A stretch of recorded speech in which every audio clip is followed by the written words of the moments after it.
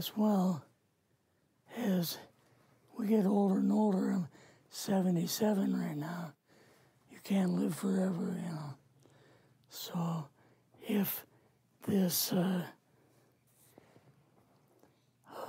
procedure I'm going to have to clean the blood doesn't work, then I've got probably a few more months to make it before my kidneys shut down. They had like different saucer crafts. The very first one had the Roswell craft in. It was kind of crashed up, but apparently every alien that was in it died except for a couple. So you see the Roswell craft, and what are some of the others that you see? Well, the Roswell craft was really strange because it looked like real heavy aluminum foil.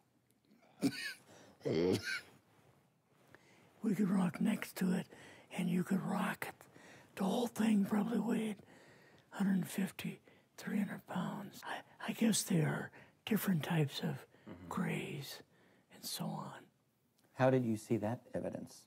Well, at the, later on at S4, we viewed the autopsy film. And then the colonel said, what we've got in here is we're interviewing a gray alien. No, it didn't look human as far as the skin tone and basically the shape of it and the size.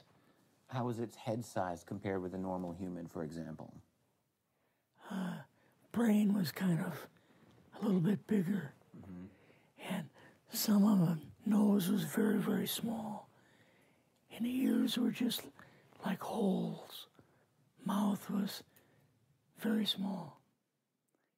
Was launched into this whole subject, and a document was prepared which concluded that at least 4 species had been visiting Earth for thousands of years. And this is my own view at this stage as well. So, except for that, there are just a couple of things that we've talked about that I'd like to refer to. And one was that we were referring to them as they until this morning when Linda Moulton Howe, I think she was the first one, actually named 3 different species. This morning, finally say that there are live ETs on Earth at this present time, and at least 2 of them probably working with the United States government. The other species that I learned about not too long ago was called the tall whites. And this is when Paula Harris broke the story just a few years ago. On that, for now, my interest is in full disclosure. And my only caveat is I think probably I would say 95 to 98% full disclosure. I know of 1 or 2 things that I'm not sure should be in the public domain, at least yet. They will be someday, I'm sure, but not maybe immediately.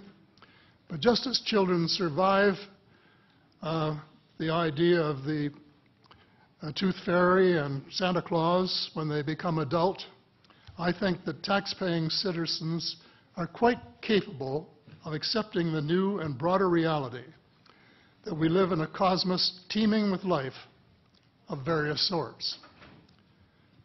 The fact that some other civilizations are more advanced than we are may be humbling, but that could be a necessary step in our survival. Now, another thing I want to reach to you is that during the unbelievable part, I was involved in building another base inside of Dulce, New Mexico, which is Los Alamos Laboratory. It's a biological laboratory. On the southwest part of the Archuleta Mesa, we built an underground facility, a better part of 3 cubic miles hollowed out underground. Then to the southwest of that, we were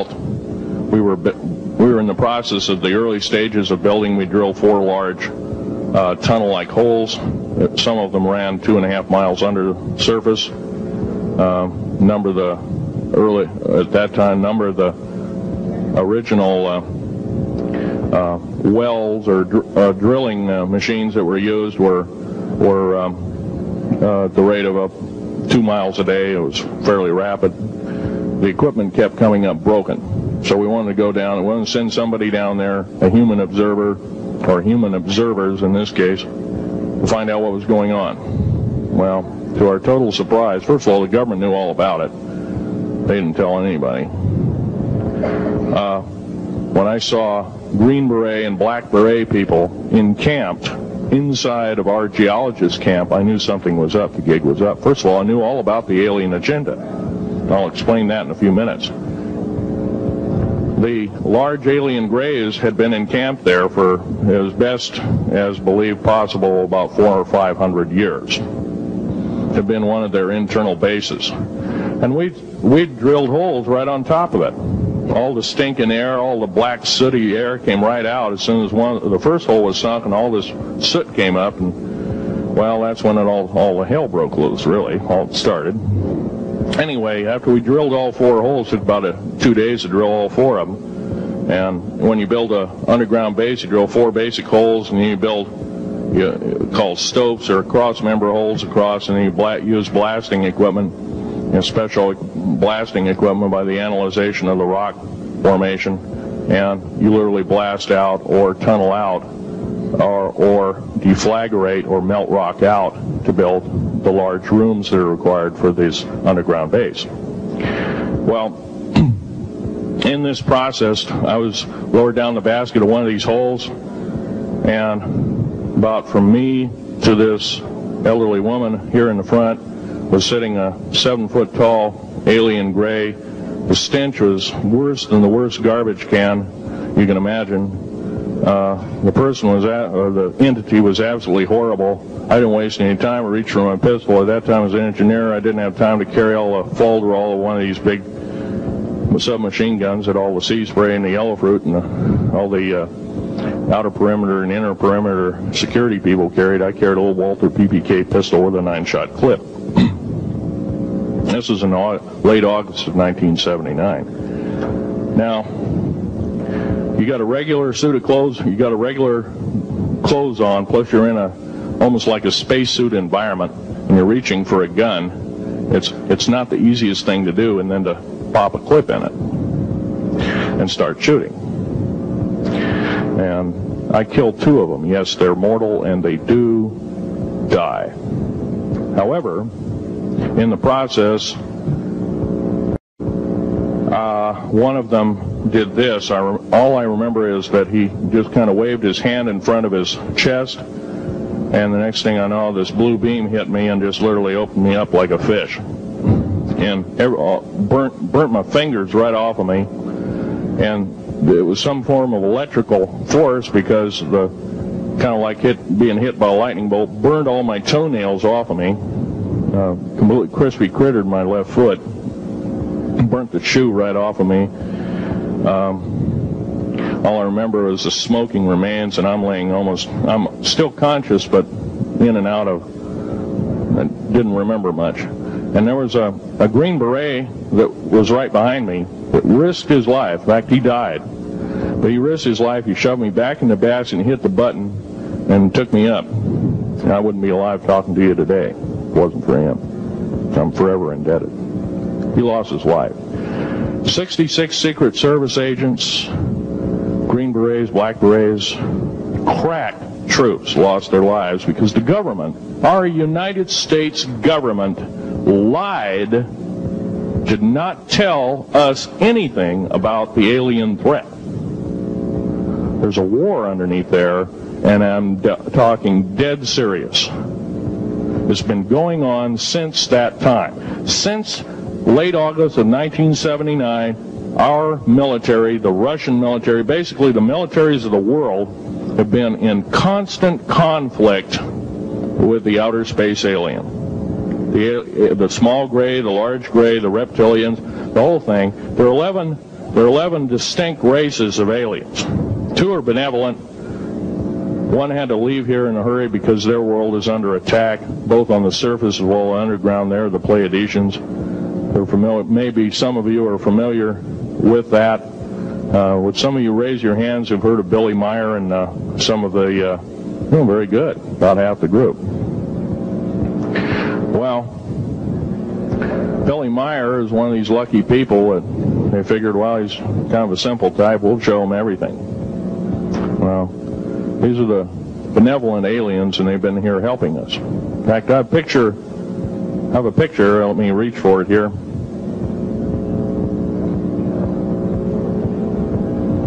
I have a picture of one of the aliens been working for the United States Pentagon for the last 58 years. His name is Valiant Thor. He's right here. There's my father in the background. This whole place, the ready room of the USS Eldridge, Al Bielek has probably explained, or maybe even shown you this picture. There's a list of some of the notable people in it. They're all the atomic bomb scientists of the day, all the time variant experimentalists of the day, all the top physicists of that particular day. This was in August of 1943. Now this guy has not changed one iota in 58 years. Started work, he came here, crashed here or whatever, whether he's under duress or not. He started work for our U.S. Navy and military operations in 1937, either 37 or 38 is what I've been told. So it's for 58 years, this man's been employed, probably under duress. If you don't do as we say, we're just going to use you for alien bait or something, I don't know. But anyway, he basically hasn't changed. He lives for 490 years, is what he says his lifespan is. Now, he's supposedly a semi-benevolent, he's a human-looking type person. He has 6 fingers and 6 toes, and he's got one oversized heart, 1 lung, giant lung. His blood vessels are bigger. He's got copper oxide for blood, similar to an octopus. His brain capacity 300 centimeters greater than ours. He has a thinking capacity, IQ, if you were to measure it, be totally off the scale, be about a 1200 IQ. He speaks 100 languages fluently, alien as well as others. He's a remarkable person. I had a chance to meet him one time.